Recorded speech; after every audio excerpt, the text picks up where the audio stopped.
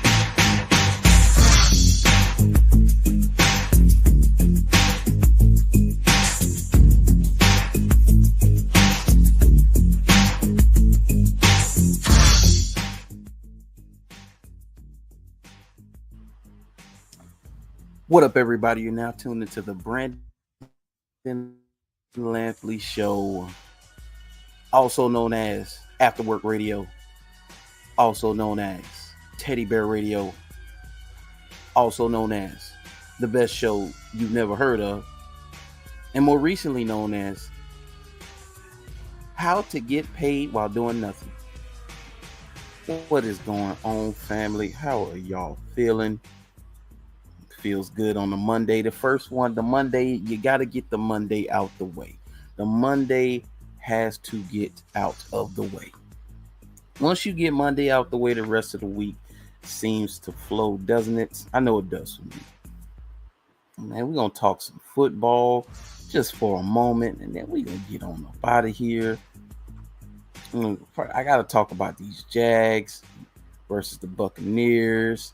And then I want to talk about Tua Tagovailoa. And man, it sounds like that man was he was going through it in South Beach while Brian Flores was the head coach. Or was he? We're gonna find out today, ain't we? Hey, I guess Brian Flores told Tua, boy, you gonna learn today. You gonna learn today.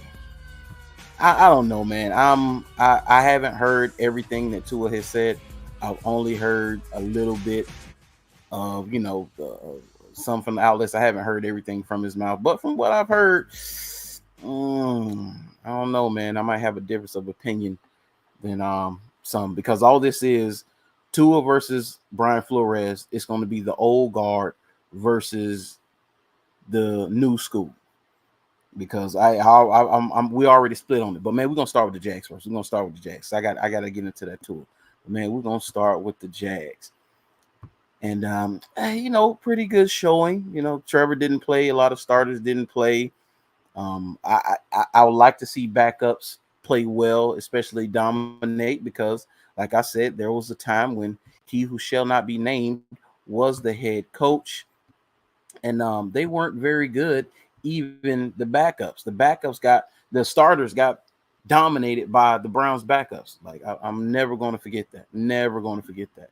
So when they look good, we're going to give them their props. Because if they didn't look good, where would it be? It would be all over social media. You guys would be ready to punt on the season already. So let's not act like it doesn't matter just because it's the preseason. But all in all, I mean, continue to see a lot from the young guys that I want to see develop. And I think Balky's draft class, this draft class, this rookie draft class, last year's draft class, especially, these guys are starting to emerge. They're starting to make plays. They're starting to string great practices together. They're starting to string plays together. I mean, Tank Bigsby, look at that boy. That boy, he looks like he's ready to be the peanut butter to Travis Etienne's jelly, man. They look really, really good. And I just want to continue to see more. What's that? That's G Maddox. What's going on, Greg? Hey man, we got to do a show, man. Shout out to the co-pilots. I got to get on y'all show, man. I want to get on the co-pilots, man. I've been wanting to do that, and I just have not found the time to hit you guys up. But I definitely want to get on the co-pilots, and man, we chop it up, man. Because I've, as you've seen when I've commented, I've had some differences of opinion, so we can have a nice little back and forth, for sure, for sure, for sure. But back to the Jags, man. I like what I saw, especially from the defense. But I will say before we go any further, though, we Houston, we have a problem. We do have a problem. It's not all sunshine and rainbows, people. We do have a problem. We do have an issue. And that issue it's the same issue. And I can't wait to talk to Mr. Reed about it because I already know he's going to be going off. It's the same issue that they've been having for years now. He said, you already know we're going to make it happen. Yes, sir. Yes, sir. That'll get me streaming more. Dog, Greg, I got to stream more. I have to. I've fallen off. I had the baby, so, had to make an adjustment. But I got to get back on it. I got to get back regular. I'm trying to get like y'all now, man. Y'all be doing the thing. But sure, I'm gonna hit you up, Greg. The offensive line is atrocious. Absolutely atrocious. Cam and Anton are fine. Cam and Anton are fine. The interior of the offensive line, hot garbage. They say they were absolutely dominated against the Buccaneers. They say they thought they had 5 Vita Veas on the line, 4 Vita Veas on the line. That's how bad they looked in practice. Even the 80-yard bomb to Brian Thomas Jr., they say in a game, that would have been a sack. That's how bad they have been. Now, I don't know, Mitch Morse is new, so I can't put too much on him. But, I mean, looking at them Saturday night, man, Luke Fortner, man, that boy need to get in. Has he been? I'm sure he's been in the gym because he's an NFL player. He's very disrespectful. So he's been in the gym. But boy, I mean, you need to get in there some more because he. No, I'm sorry. I cannot make excuses for the way this offensive line has looked and is currently looked. You can't. Now, understandably, they didn't want to hop into the guard market because guards were getting tackle money, and Trent Baalke, and of course, all right, I can't blame you for not paying guards tackle money. Can't do it. I understand. I get it. But at some point, some way, somehow, like next year, on the list of needs for the Jacksonville Jaguars, when they talk about draft needs, if interior offensive lineman is not at the top of the list, I don't want to listen to whatever that person has to say because it's invalid unless of course, if something else more pressing because of injury or whatever reason becomes more important. But I highly doubt it. The interior offensive line is terrible. It is terrible. Now, that does not mean that they can't still have a good season. That does not mean they cannot win a bunch of games and win their division. It doesn't mean any of those things. It doesn't. I'm sorry, it doesn't. It doesn't mean any of those things. But, I mean, I have to be honest. It is going to be a hindrance. Like right now, the way the Jaguars are currently constructed, they're going to mop the floor with bad teams. They'll beat bad teams. And they'll beat them soundly like they did last year. The problem they're going to have is when they come against teams that can actually rush the passer, that actually have great defensive lines that can stop the run, they're going to have a problem. Dude, the Jaguars offensive line, they can't even stalemate. They can't even stalemate. Basically, the ball gets hiked. They don't move backwards. They don't move backwards or forward. They can't even do that. Just stay in one spot. Man, getting blown up. Blown up. So when you face the Chiefs, you're going to have Chris Jones blowing the line up like he did last year. When you face the Ravens, you're going to have guys blowing up the line. When you face the Bills, same thing. Man, Epinesa was absolutely insane. I had never even heard of Epinesa. Never even heard of him. And he dominated the game in London against the Bills, man. When we played the Bills. Dominated. So when they come across teams that have competent linemen, it is going to be a problem. It's going to be a problem, man. But they got to figure something out. They got to get on the waiver wire. They have to do something. Like I say, I'm not putting on Mitch Morse because we haven't seen him. It is about timing and things like that. But dude, the guard spots are, oh man. And it's been a glaring need. This is the only problem, is that it's been a glaring need for a while, man.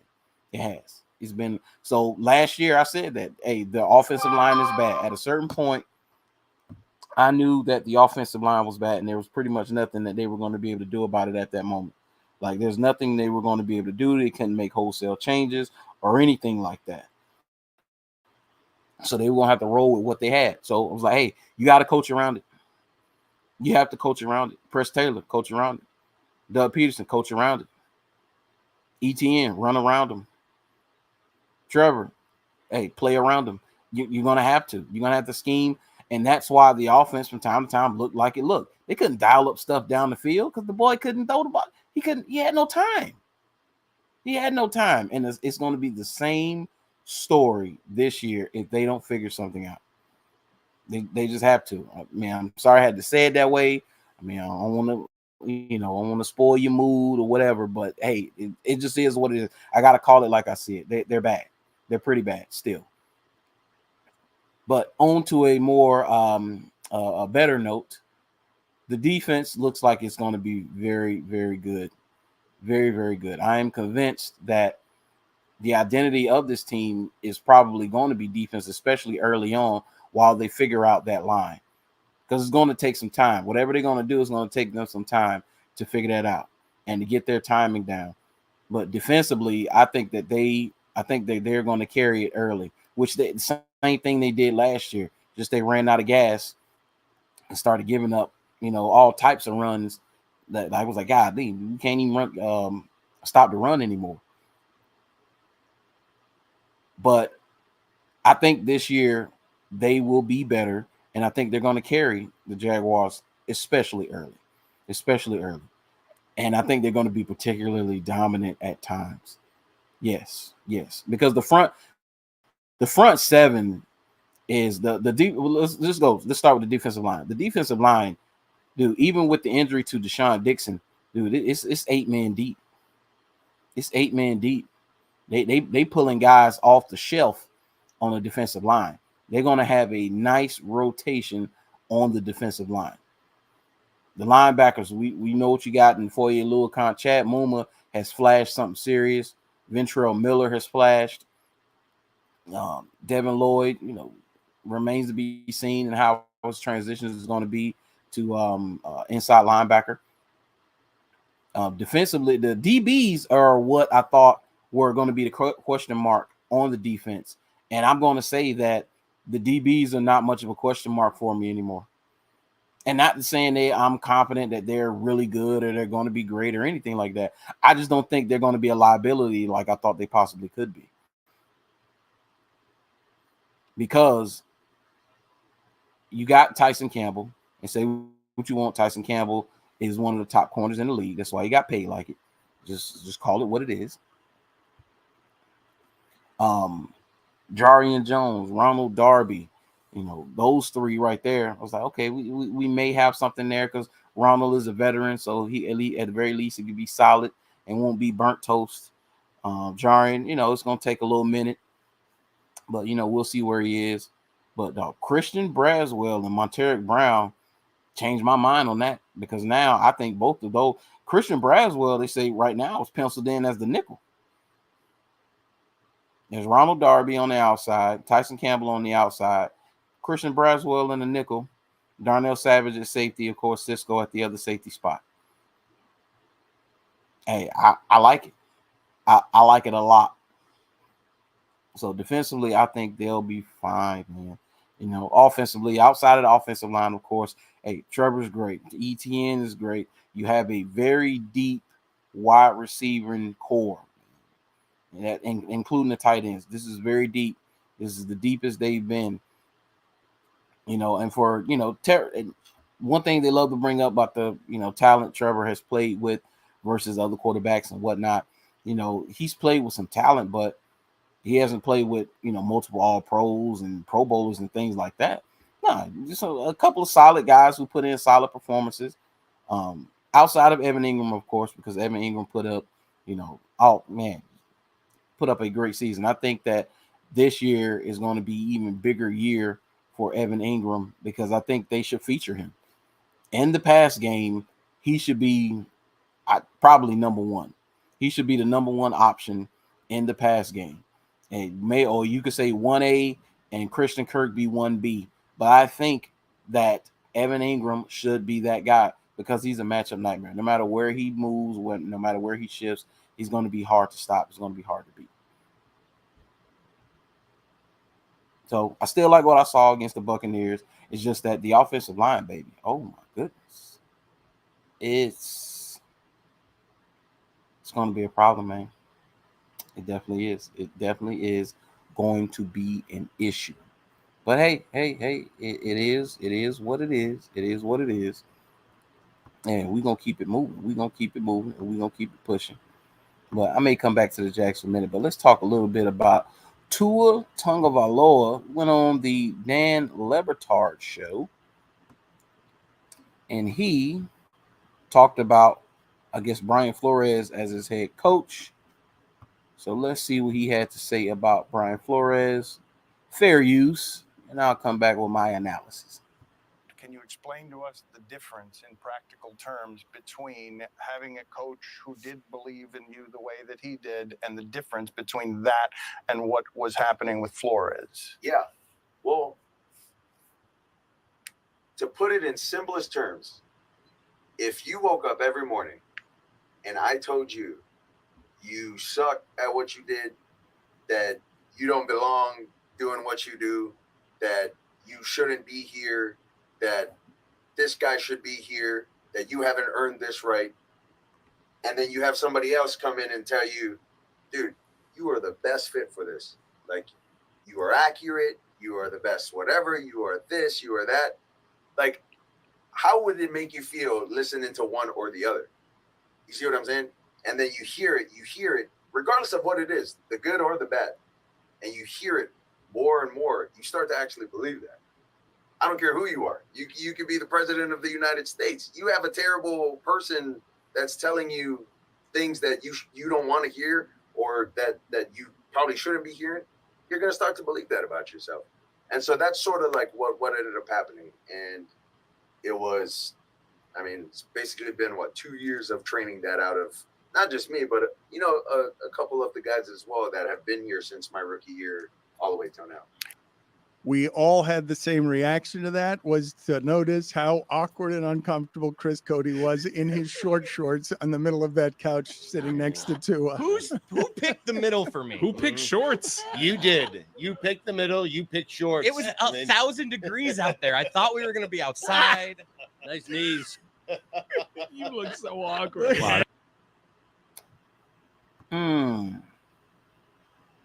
Really? Man, I don't know, man. I don't know because I'm torn. And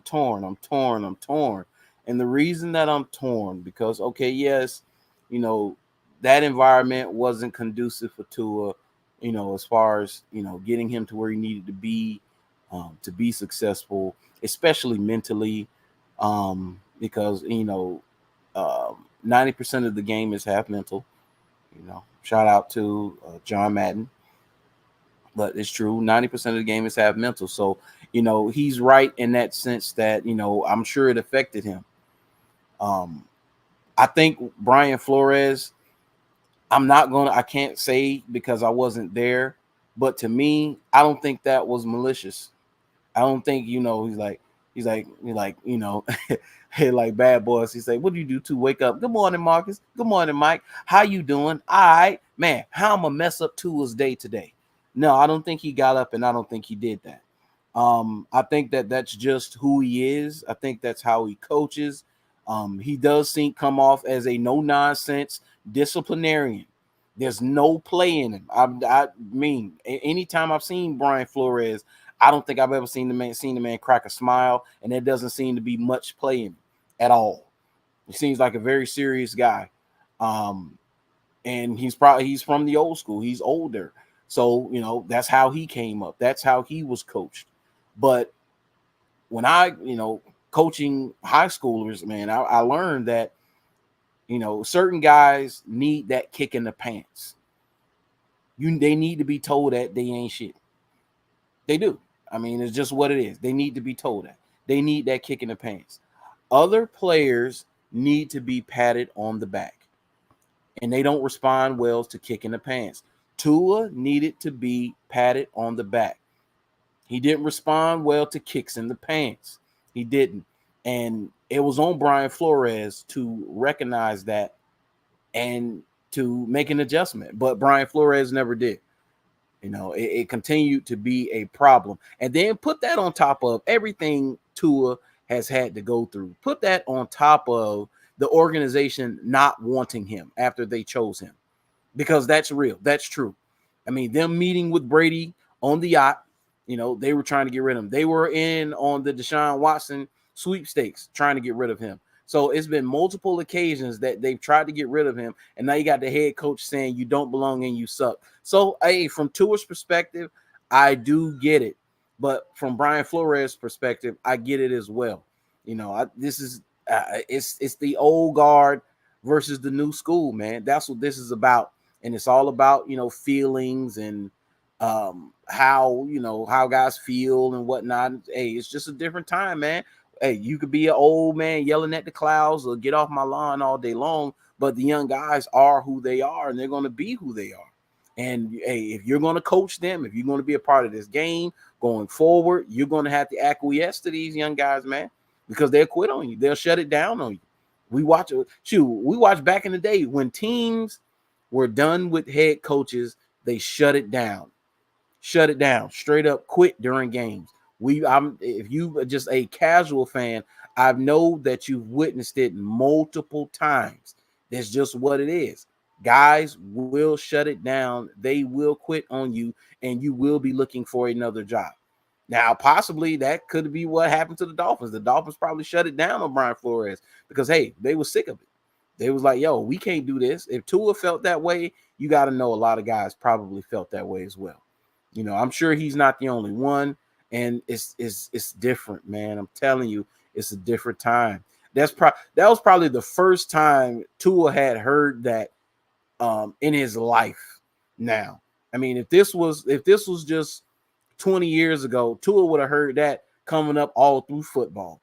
Like it would have been just another day at the office for him hearing that from Brian Flores. But we're in a time where now I'm sure he hadn't heard that much, if at all.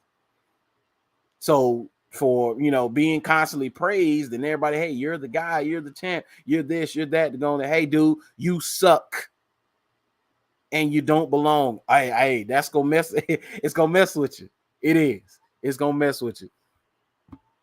Greg he said, well said. You have to deal with certain players differently than others. Hey, different strokes for different folks, man. It is. It is. Jimmy Johnson said it. He's going to treat you based on, he's going to treat how do you say it? He's going to treat you based on, I guess, who you are on the team, how you play or whatever, it's just what it is, because it's not equal. It's never equal. Say a backup linebacker in practice, in film study, he falls asleep. he gets cut the next day. Hey, Emmitt Smith, he's sleeping film study. Hey, Emmitt, wake up, nudge him and wake him up. I mean, it's totally different, man. It's just what it is. So, this could be it too. This could be it too, because they say that Belichick was like this as well. Now I don't know if he with the whole you suck, but he's ripped into Brady. Remember Chad Johnson, Ocho Cinco, talking about his time in New England. He said first team meeting. They're going over film from the previous year, and I think they had lost in the Super Bowl.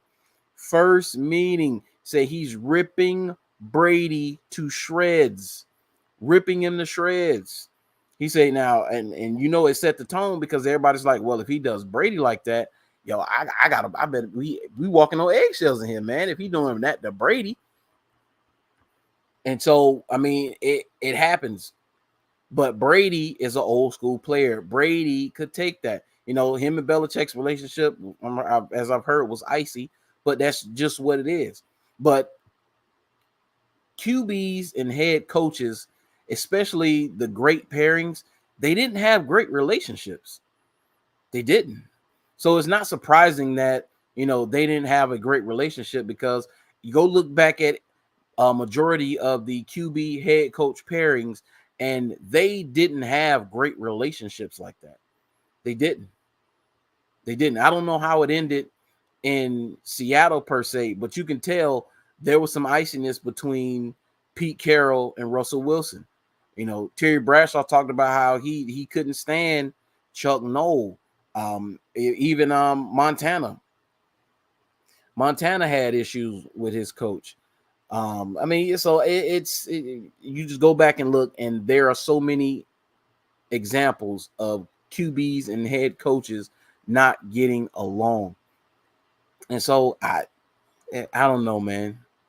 I don't know, because right now what's easy for it to do, what's easy, because Le'Veon Bell said it. I saw that, I don't know if it was Bleacher Report or it was one of the outlets. They posted this video, and Le'Veon Bell posted soft.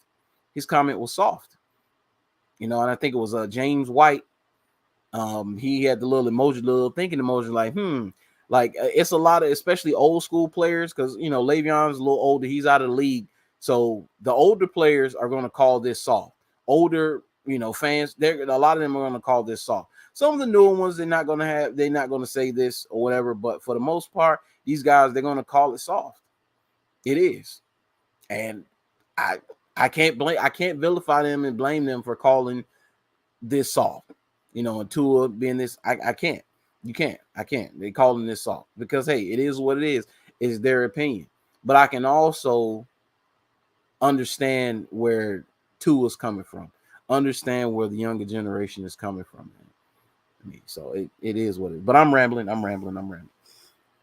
So, man, we're gonna leave that right where it is. But they're gonna be talking about this one for a minute, man. They're gonna be talking about this for a minute, because everything, context matters, and I would love to hear Brian Flores' side of this and see what he has to say about it, because, man, it's a bit of a black eye. It is. It's a bit of a black eye. Only for the newer school players coming up, I think it's a black eye. Now, as far as the coaches and coaching, because most of them coaches are older. I mean, they were like, really? That's what he said to you, and you had a problem? His coaches that's out there saying that, and his fans out there saying that. There's other players saying that. That was your problem. That's the issue that you had, and they're not going to think it's a big deal. But hey, to Tua, it was a big deal, man. So, hey, you against the quarterback, they most likely going to choose the quarterback every time. So it's just what it is. But, man, we're going to leave it right there. Man, I did a solid 30, man. That's what I'm talking about, man. We did a solid 30. And we're going to get on up out of here. I appreciate all of you guys for tuning in. Make sure you like, share, and subscribe. Follow me on all of my social medias. One last word on the Jags, man. These guys, I really hope that well, let me put it this way. Let me not say what's going on, because they know exactly what's going on with this offensive line. and I need to know what are they going to do about it? What are you going to do about it? What are you going to do about it? Appreciate that, Greg. What are you going to do about it? I need to know. I need to know. How are you going to fix this? Because right now, the only thing standing in between the Jacksonville Jaguars and the Lombardi Trophy is 3 fat men that can't push other fat men around. That's what's stopping it. That's what's stopping the train, man. That's what's stopping the train. Now, if the 3 fat men ain't that good, and our guys can push them around, that's one thing. But you're not going to face those guys. They can't push Chris Jones around.